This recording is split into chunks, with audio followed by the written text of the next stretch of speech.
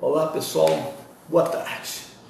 Como pró-reitor de Planejamento e Finanças, o professor Eduardo Raupp tem a espinhosa tarefa de administrar a escassez de recursos para a UFRJ.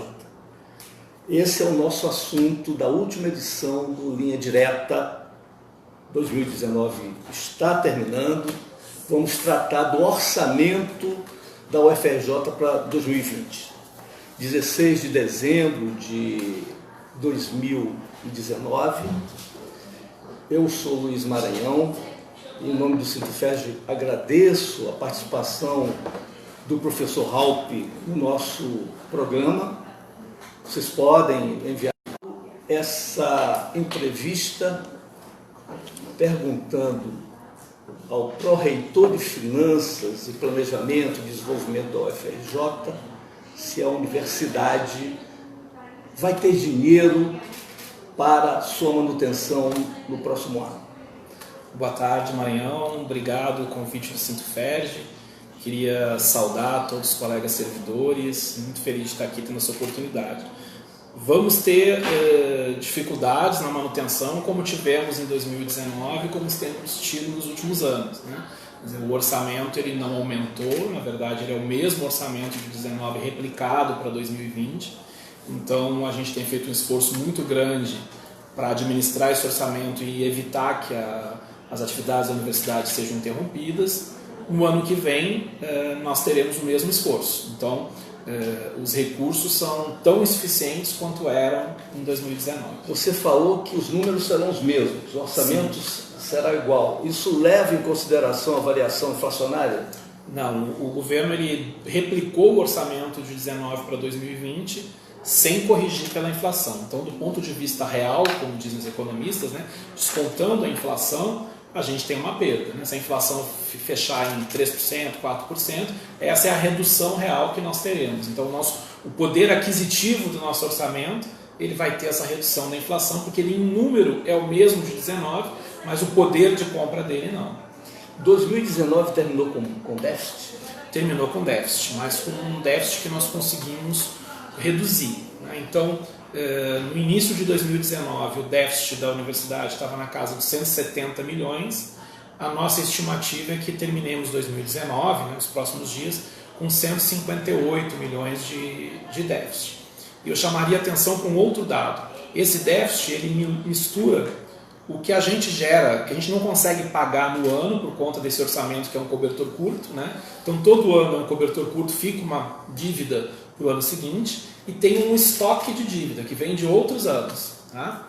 Então no estoque de dívida a gente ainda não conseguiu muita redução, mas no orçamento do funcionamento do ano a redução já foi mais expressiva.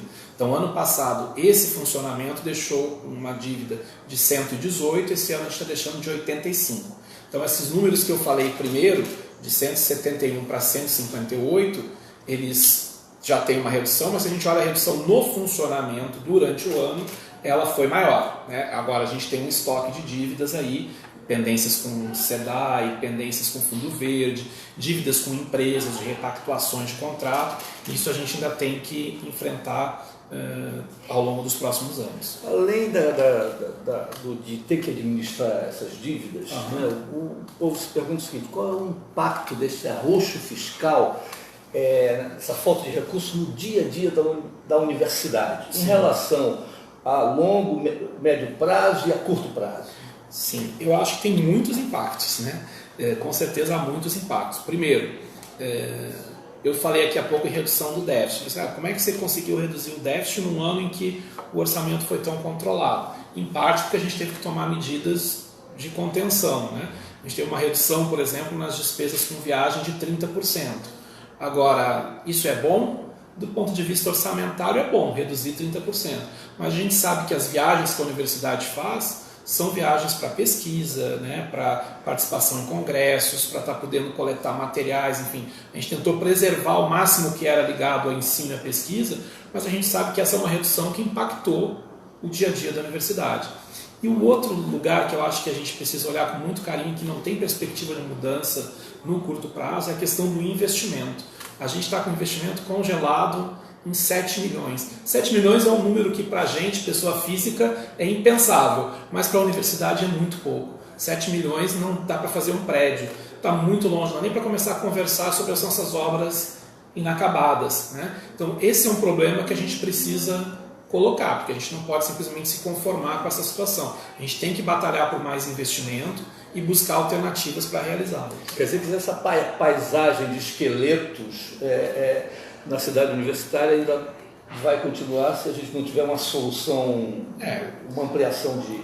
A gente tem a questão do Viva, né, que de certa forma foi algo que até na gestão anterior foi concebido justamente por conta desse drama, né, de onde arrumar recursos para acabar as obras, né? Mas a gente também pensa em outras alternativas, porque o Viva ainda vai ser, né, discutido pela universidade, enfim, mas é certamente uma situação que não se resolve do dia para a noite. A gente tem aí uma capacidade de investimento muito aquém daquilo que demandaria concluir esses prédios. Professor, nessa anatomia de receita, tem recursos que não são da União? Tem. Quais são os recursos que não são da União, que são recursos chamados recursos próprios? Esse dinheiro vai para o Tesouro, é administração autônoma da reitoria? Pois é, esse é um dos problemas também que tivemos em 2019. O nosso orçamento, ele vem, a grande maioria dele é do Tesouro, uma pequena fatia é a arrecadação própria que a universidade faz. Que a arrecadação própria são os permissionários que as pessoas conhecem, os restaurantes, né, empresa de xerox, né, copiador e tal, até os grandes como a Petrobras, né, empresas do Parque Tecnológico que pagam aluguéis para a gente. E há a arrecadação que é feita pelos cursos, de lato sensu, enfim. Então esse é um montante, mas é um montante pequeno em relação ao conjunto do orçamento. O restante é basicamente o Tesouro. Pequeno quanto?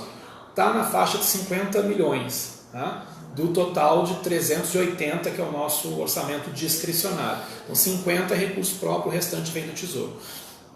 Além disso, a gente tem verba de emendas parlamentares. A gente está estimando para o ano que vem em 42 milhões. Tá? Então também é importantíssimo, né? Mas também não é tão impactante assim no nosso orçamento. Então, são essas as fontes, basicamente, que a gente tem. Por que eu disse que foi um problema em 19? Em 19 nós tivemos um problema, as receitas próprias foram estimadas em 34 milhões, quando, na verdade, a média histórica do FRJ é arrecadar na casa de 54, 55. Então, esse ano nós arrecadamos 54, como todo ano, mas só tínhamos no orçamento lá listado 34. Então, 20 milhões estão voltando para o governo. Eu não posso gastar porque não está no orçamento, então não é dinheiro que eu posso utilizar. O governo vai recolher e vai pagar a dívida pública com esse recurso que me permitiria, veja, de um déficit de 85 que eu gerei esse ano, permitiria reduzir para 65, permitiria pagar mais um mês e pouco de contas da universidade.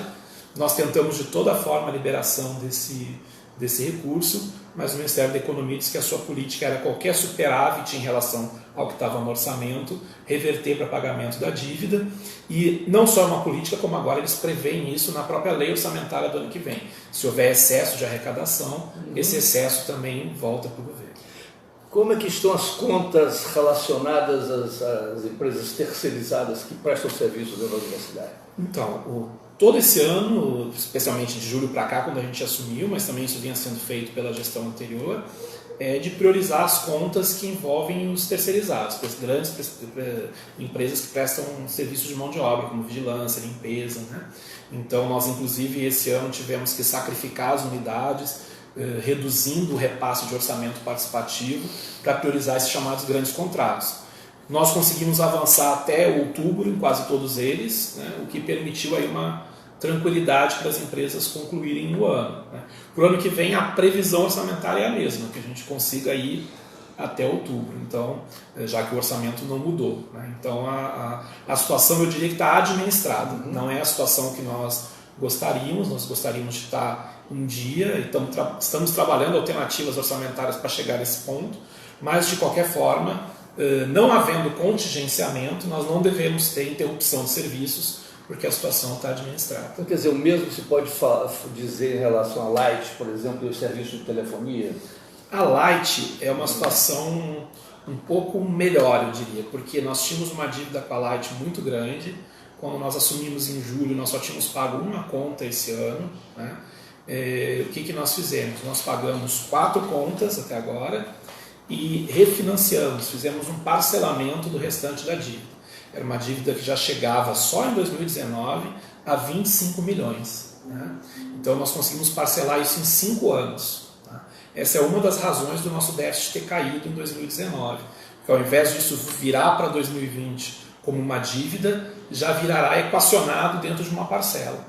É como a gente, quando está devendo cartão, está devendo carnê, vai lá e renegocia. Isso a gente fez. E fez por quê? Sem negociar, a gente estava ficando devendo para a Light o equivalente a uma conta por ano, 4 milhões por ano, só de multas e juros. Tá? Além disso, a gente ficava inadimplente, e aí a gente não podia entrar em nenhum desses editais que existem por aí de eficiência energética. Se eu quero colocar uma energia solar, se eu quero colocar lâmpada de LED, há fontes que a gente pode captar, mas tem que estar em dia com a conta de luz. Com o parcelamento a gente está em dia. Pode fazer esse tipo de coisa e diluiu essa dívida de 24 milhões. Então, a Light é uma situação que a gente conseguiu equacionar de uma maneira diferente, eu acho que de uma forma bem positiva para a universidade. Telefonia, está tudo... Telefonia está em dia. Outra dívida grande que a gente tem é com água e esgoto, com a SEDAI. Né? E aí tem um estoque de dívida de 2016, 2017, 2018. Né? 2019 nós conseguimos pagar cerca de 6 meses. Né? Estamos fazendo a mesma coisa em relação ao restante de 2019, vamos desenvolver um parcelamento administrativo. E a dívida que estava em estoque já vinha sendo tocada pela gestão anterior, uma negociação, mas é diferente da Light, não é uma negociação administrativa, é uma negociação judicial já. E ela pode ser positiva para a universidade no seguinte aspecto: concluída, essa dívida viraria precatória, sairia do orçamento da universidade e iria para o orçamento da União. Então é algo que a gente continua acompanhando com bastante otimismo. Eu acredito que nos primeiros meses de 2020 a gente consiga celebrar esse acordo. Pessoal, nós estamos conversando aqui com o professor Eduardo Halpin, que é pró-reitor de Finanças e Desenvolvimento e Planejamento da Universidade. E o assunto é um assunto árido, mas é um assunto que tem a ver com todos nós. Há uma preocupação, uma certa inquietação dentro da comunidade universitária, de técnicos e docentes, que se relaciona com a forma como o projeto de lei orçamentária foi encaminhado pelo governo Bolsonaro ao Congresso. Né? E que me parece que coloca os salários no bolo da necessidade de você aprovar crédito suplementar para que eles sejam pagos. Isso gerou insegurança, gera uma série de ansiedade. O senhor poderia explicar para a gente? Vou tentar. Eu partilho dessa inquietação. Né? Desde o final de agosto, início de setembro, quando o projeto de lei orçamentária foi encaminhado ao Congresso, eu já tive a oportunidade de fazer esse alerta na plenária de decanos diretores, no Consune, internamente, claro, para a nossa equipe, no CAOF, que é a Câmara que a gente criou para acompanhar o orçamento. O governo encaminhou pela primeira vez um orçamento em que ele criou o que eles estão chamando de uma unidade virtual. Ou seja, como é que é para a gente entender? Quando o governo manda o orçamento, a UFRJ tem um código lá, 26, e esse código está lá, o orçamento da UFRJ.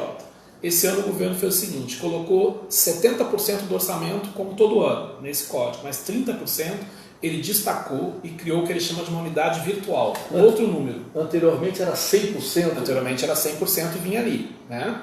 E se ele tinha que controlar alguma coisa, era como ele fez esse ano, contingenciando no funcionamento. Né? Dessa vez não, 30% já de antemão ele está colocando neste que ele chama de supervisionado.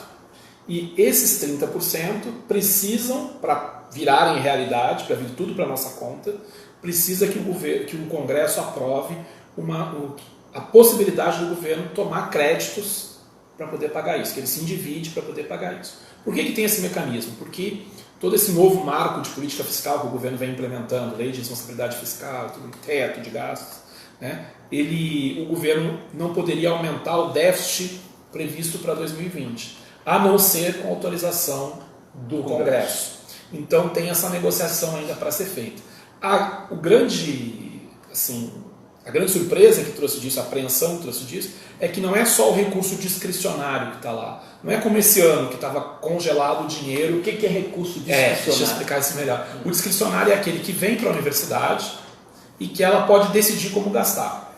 E que é da onde a gente paga os nossos contratos. Faz os investimentos, paga os contratos. Só que isso são 300 milhões. O orçamento da UFRJ tem mais 3 bi. Esses 3 bi são o quê? Nossos salários, as aposentadorias e tudo mais. Isso não foi em nenhum momento congelado em 2019. Mas agora isso também está nessa casinha dos 30%.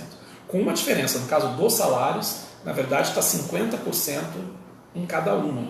Que é também uma maneira do governo pressionar o Congresso a aprovar esses créditos suplementares. O governo diz, olha, não, é só uma tecnicalidade, não tem risco, a gente vai aprovar. Mas, ao mesmo tempo, o governo encaminhou uma PEC emergencial, que é essa da crise fiscal, que proíbe suplementações. E aí? Então, se essas duas coisas são contraditórias, né? Então, eu precisaria de suplementação para validar o nosso orçamento, mas aí se ele aprova uma PEC emergencial que diz que em caso de crise o governo não pode suplementar, né, o nosso orçamento fica pendurado. Né?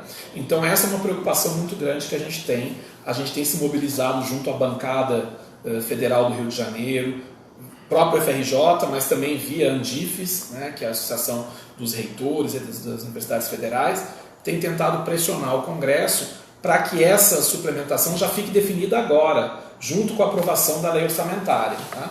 Mas é uma questão delicada, porque é uma questão política. O Congresso, ano que vem é um ano eleitoral, então o Congresso pode querer, né, estipular condições para aprovar esse crédito, enfim, de acordo com os interesses que estão lá colocados. Então, a gente espera que se resolva da melhor forma. Nós trabalhamos todas as projeções da UFRJ para o ano que vem, considerando os 100%, tá? Mas estamos muito alertas, e acho que devemos estar todos alertas mesmo, a essa situação dessa divisão, que só com o nosso acompanhamento e a nossa pressão, isso não vai passar de um alerta para uma realidade muito complicada, porque aí significaria paralisar tudo. Então, por que a gente trabalhou no nosso planejamento com os 100%? Porque se cair esses 30%, só tem funcionamento até metade do ano. Exatamente, tem como se medir no tempo? É imediato, metade do ano não teria mais salário, não teria mais como pagar contratos, né? Então isso significaria o fechamento nosso no final do primeiro semestre. Isso também que leva as pessoas a acreditarem que essa medida não será assim, postergada pelo Congresso, o Congresso vai logo resolver esse problema. Mas a gente não sabe, né? Como foge da nossa autonomia, está nesse jogo político, é preciso que a gente fique atento. Então a gente não quer criar nenhum tipo de alarmismo, nenhum tipo de pânico, porque todos os fóruns que a gente participa, isso tem sido levantado e aparentemente o encaminhamento acontecerá, mas é algo para a reitoria, para a do FERJ, para o Sintuferd estarem atentos, porque enquanto não estiver lá no papel, é uma coisa que nos preocupa. Eu imagino que uma maior universidade federal do país, com toda a sua complexidade, solicita investimentos enormes e estratégicos, etc. Mas seria possível você mensurar, em termos de montante, qual seria a necessidade de um orçamento próximo do ideal para a universidade, para a UFRJ? Sim. Essa é uma conta muito difícil quando a gente incorpora esse passado que a gente tem das obras e tudo mais. Hoje, concretamente hoje, para não fugir da sua pergunta, né? Considerando o que nós já temos de contratos em andamento, considerando o que a gente já estima de déficit para o ano que vem, a gente precisaria pelo menos 100 milhões a mais de orçamento para conseguir concluir o ano em dia com tudo. Tá? Pelo menos 100 milhões. Mas isso é para manter o que a gente tem, né? Não estou discutindo aqui tudo o que a gente pretende em termos de expansão, em termos de melhorias, investimento naquilo que ficou para trás de infraestrutura. Esse seria só para a gente zerar a conta no ano que vem, não terminar o ano que vem pagando o contrato só até outubro, mas pagando até dezembro. Né? Então hoje precisaria de pelo menos mais 100 milhões. Para pagar todas as nossas dívidas passadas de custeio e tudo mais, a gente precisaria pelo menos um ano mais, um orçamento mais de um ano para botar a casa, para zerar o jogo e começar de novo. E ainda assim, sem prever os investimentos nas obras paradas. Professor Eduardo Haupt, nós estamos finalizando a nossa conversa. Tem algum item que eu deixei escapar que você acha importante destacar aqui? Sim, eu queria destacar um item que eu acho que é importante até para a universidade, assim, que sofreu muito com isso, foi a questão do Museu Nacional, né? Eu acho que é uma coisa para a gente comemorar, porque nós recebemos 55 milhões de emenda da bancada do Rio de Janeiro, né, no Congresso Nacional, e essa era uma questão que eu te confesso, mas eu me preocupava muito, porque quando a gente assumiu em julho, nós tínhamos 0 de empenho nessa emenda.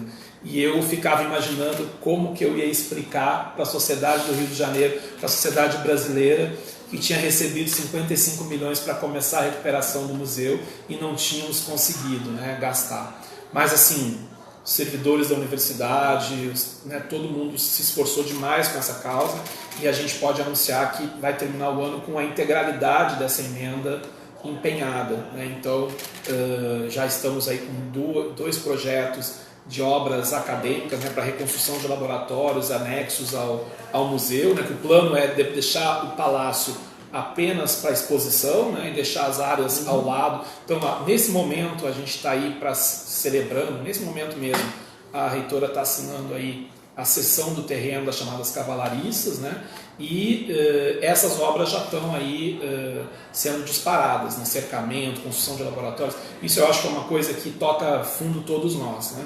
E a outra coisa que eu não podia deixar de falar é dizer assim que como me impressionou e ajudou a enfrentar esse momento tão difícil, né, a sensibilidade de todos os nossos servidores, todos os nossos técnicos, com a situação da universidade, com os ataques que a gente vem recebendo, políticos, né, totalmente injustificados, né, que são um desrespeito à história, à memória da nossa universidade, a tudo aquilo que a gente faz, a importância que a gente tem. E eu encontrei assim nos servidores, né, não só na PR3, que muito me orgulha, mas em toda a universidade, solidariedade que nos permitiu atravessar esse ano que foi tão difícil, né, e nos preparar para o ano que vem, que não vai ser menos difícil, mas que ao menos a gente já tem as coisas um pouco mais equacionadas para enfrentá-lo. Pelo menos uma boa notícia em relação ao Museu Nacional. A gente agradece imensamente a participação do professor Eduardo Haupt em Linha Direta, que é o último do ano. Eu aproveito aqui para agradecer a audiência e torcer por um 2020 com muita combatividade, com muita atenção diante dessa conjuntura adversa de um governo hostil às universidades federais. Muito obrigado e até 2020. Obrigado.